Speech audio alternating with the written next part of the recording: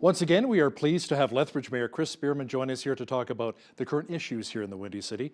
Mayor Spearman, let's talk about, first of all, the city's decision to cut $1 million from the police operating budget, all of this at a time when we're still dealing with the ongoing opioid crisis. A lot of people, including Chief Shaheen Medizadeh that we talked to, said we should be putting more police on the streets. Instead, they might have to cut back. What are your thoughts? Well, the chief said he wasn't going to reduce officers, and I agree with that decision. We had added $2.3 million each year in 2019 and 2020 to support the Watch, the community peace officers, and the PAC team. And this year, also in 2020, we added the crime suppression unit as well, and they've been very successful.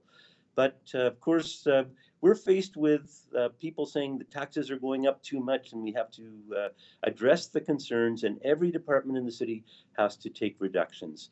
So other departments in the city were taking 5 and 10% reductions, and this $1 million amounts to less than 2.5% for the Lethbridge Police Services. So everything's being taken into consideration and in balance, and that was the rationale.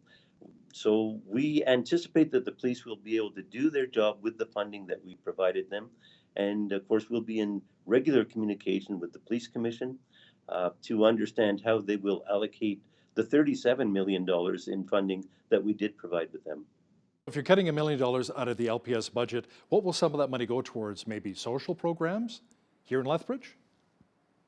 No, we're reducing money across the whole budget in order to maintain a zero tax increase in 2021 and 2022. So we will be looking at reducing services, and we have gone department by department to do that. It's up to the Police Commission to decide how the police budget will be allocated. And the Police Act requires that we simply provide a funding envelope to the police and that the Police Commission determine how that money is allocated. So let me ask you something. What kind of a feedback are you getting from taxpayers now with the fact that we've cut $1 million out of the police operating budget? We're getting mixed feedback, and it's never easy to make these decisions at City Council, but people also tell us that taxes are too high, that we're the second highest taxed municipality in Alberta, and City Council is trying to respond to that as well. Do you think maybe some of the decision was perhaps influenced by a lot of the talk of defunding the police movement south of the border? Not at all. There was no discussion at all of that during the budget debate. Okay, now let's talk a bit about the mustard seed coming to Lethbridge and partnering with the Lethbridge Soup Kitchen. Will the city be rezoning the area around the Ramada Inn or Mayor McGrath Drive there to allow them to establish a sober shelter and permanent supportive housing units? That's too early to say. We've had one presentation to our Community Issues Committee by the Mustard Seed, which basically explained to Council what their intent was. But to this point, they haven't filed an application. When one is filed, there will be a public hearing, and we will listen to presentations from both sides about the desirability of what is being provided and the location that it's going in. So City Council has been trying to get supports from the provincial government and from community organizations for at least the last 6 years. We've needed intox facilities, detox facilities, we've needed supported housing, and we've never really had any success in providing those. The Mustard Seed has a reputation for providing some of these services in other communities, and now they're coming to Lethbridge. So we're either going to decide to address our social problems in the city and provide housing to people that need it, or else we will perpetuate the problems that we've had for years. So when people don't have housing, when people don't have employment, when they don't have opportunity, they turn to other things like drugs. And that creates additional problems for us in the city. And of course, we know that we have about 200 people that are without adequate housing, whose needs have to be addressed, and we have to find a way to address that solution. The Mustard Seed may be that solution, but if we don't give fair consideration to an organization that comes to try to address those needs in our city, if they leave, then we're stuck doing what we've been trying to do for another 6 years. or for the past 6 years. You know, the Mustard Seed's actually gone on record saying they want to end homelessness here in Lethbridge. But let me ask you something. Is that possible? Well, other cities have made substantial strides in addressing homelessness. The provincial government, or sorry, the federal government is providing a unique opportunity. They're providing money to municipalities across Canada to address homelessness like they have never done before. And organizations can apply for that federal funding if they get matching funding from other sources. So we are relying on community organizations to provide solutions. So these are difficult decisions for council to make, no doubt. There are going to be concerns no matter what community in the city is chosen by any organization to provide social supported housing. And it's going to be a very difficult process. But if every application that comes before council gets turned down, we're still going to have hundreds of people without housing in the city, and we're going to have extensive social problems. Now, the last time I checked, there were not one, but 2 elementary schools by the Ramada Inn. Have any of the parents expressed their concerns to you about seeing the Ramada turned into supportive housing?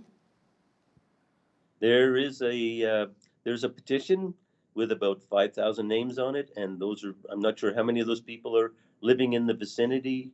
The schools are 2 or 3 blocks away from the intended site, so it is a supported housing facility. How well that is run and operated is key, and we need to make sure that we understand the difference between a supported housing facility and a homeless shelter. Mayor Spearman, let's talk now about the mandatory face covering bylaw here in the city. It's on until February 23rd, and council will meet again on the 11th to talk about another possible extension. How is it looking so far during this pandemic? Well, in all honesty, I think it's too early to say. It all depends what happens now. I think everyone's been very concerned to see the numbers doubling through the month of November and December. Things have let off in the last week or so. I was very concerned to see numbers in the city of Lethbridge going more than 200 active cases in the last week, but it's stabilized now. I guess my point is that those numbers can vary and change at any time. We need to continue working as a community to make sure that we're protecting each other in every way possible, and that includes following all the prescribed health guidelines, those being washing your hands regularly, using sanitizer, maintaining physical distancing, and wearing masks as much as possible whenever physical distancing can't be maintained. So we've always said that we want to keep each other safe and we want to keep our businesses open. And the best thing we can do is, if we can do that as a community, if we can work together, it'll be much better, and the restrictions that we're considering will be much less stringent. When things get out of control, we're going to try to manage the situation as best as we can.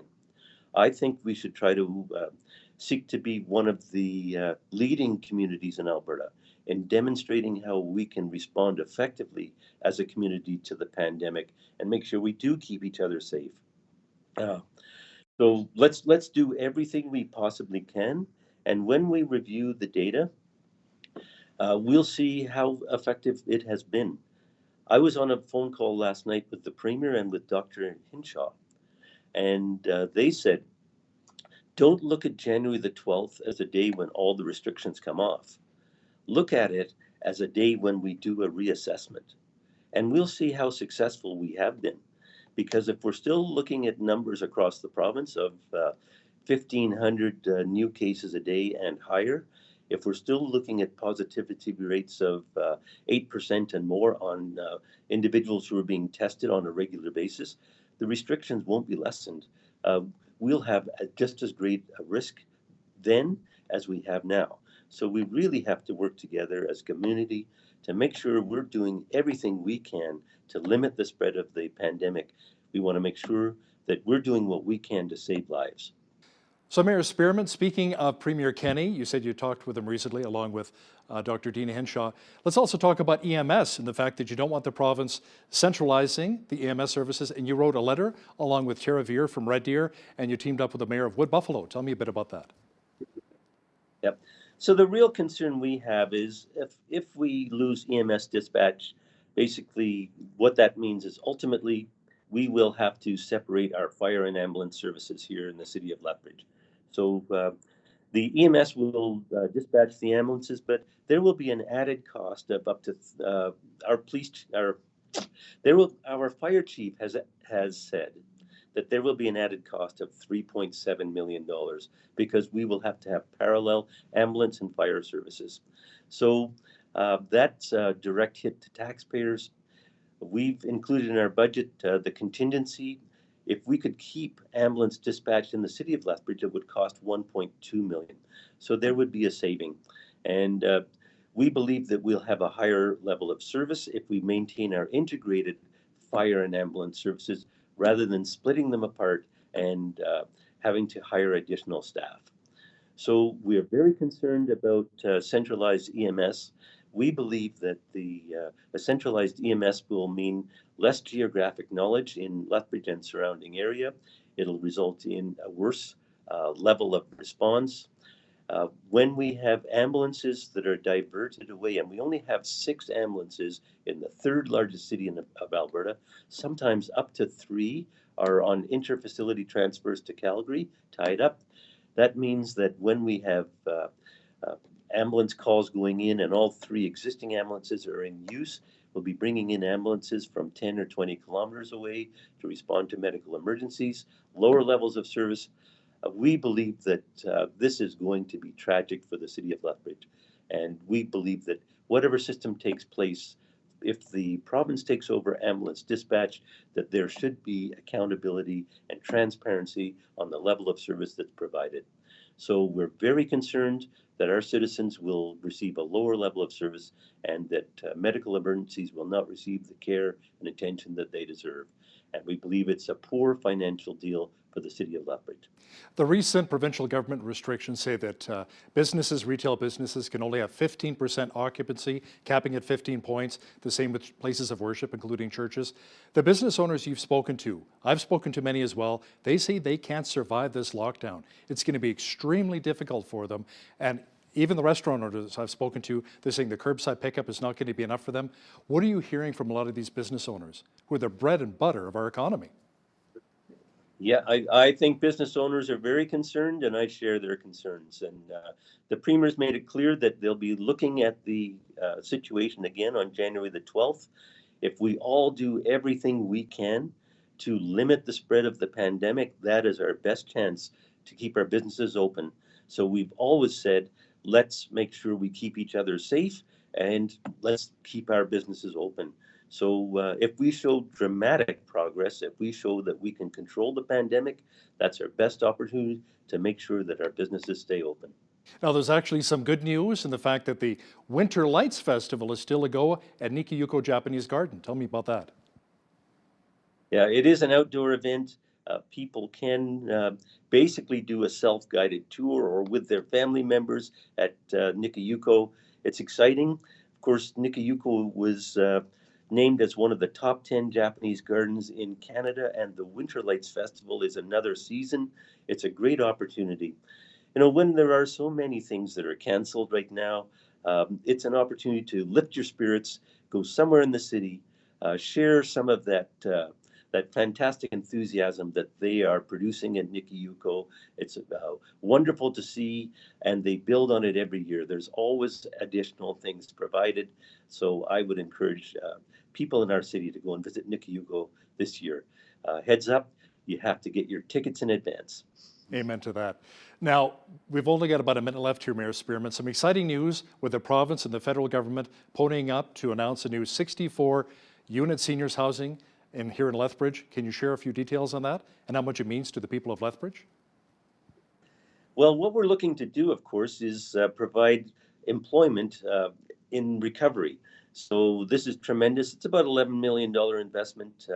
So the first stage is that construction will happen in 2021, and there are a number of other projects that are being funded as well, like the improvements at the airport, and of course the agri-food complex at Lethbridge Exhibition.